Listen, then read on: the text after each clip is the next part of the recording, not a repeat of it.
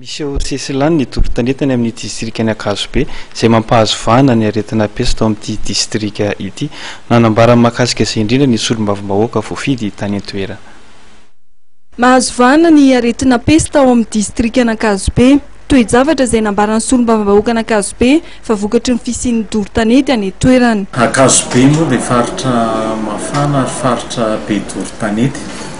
Dia noho izay resaka doro-tanety izay dia miakatra tanàna ny pesta dia ny voalavo. Dia ny voalavo moa mahatonga ny pesta satria rehefa maty ny voalavo dia mifindra manahitra ny olona ny parasy amin'ny voalavo izay mitondra n'ilay pesta dia misy ny pesta.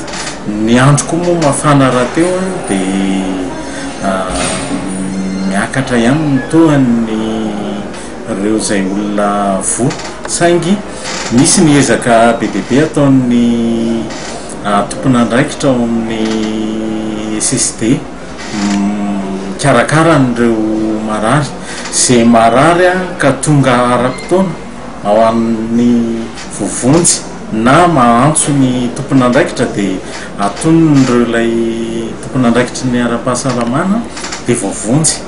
Fa izay misy moa ny olona manafina aretina satria indraindray matahotra izy na menatra izy dia tara ilay famonjena dia saika izay tratran'izay zany no maty isa-taona.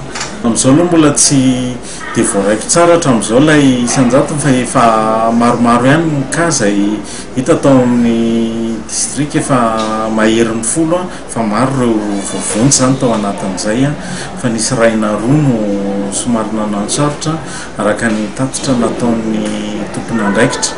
Azo tsaboana ny pesta ary mamaim-poana ny fandraisana tanana ny voan'ny pesta eto amintsika. Akoatra ny pesta, anisan'ny olana sedrain'ny mponina eo anivon'ny distrika ny Akazobe ihany koa ny tsy fisian'ny fandriam-pahalemana. Ny fandriam-pahalemana dia tena anisan'ny mampikaikaika ny mponina ao Akazobe satria ny voalohany aloha ny Akazobe dia hampatelo ny distrika n'Analamanga. Izany hoe tena mivelatra dia mivelatra ny distrika ny Akazobe ary maro ireo tapoketsa. Ny tapoketsa moa dia ireo ilay tanety be bozaka sy any amin'ny tena kirihatra any izay tena anjakany ireo dalo ireo.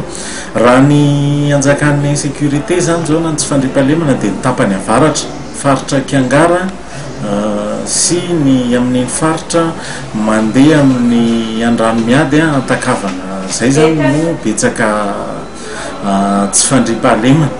Ny antony ny gendarmerie-pirenena dia tsy ampy ny isan'ireo élément zany izay misahana ny kompania n'Akazobe manontolo satria maromaro koa ireo faritra izay tsy maintsy enjehana.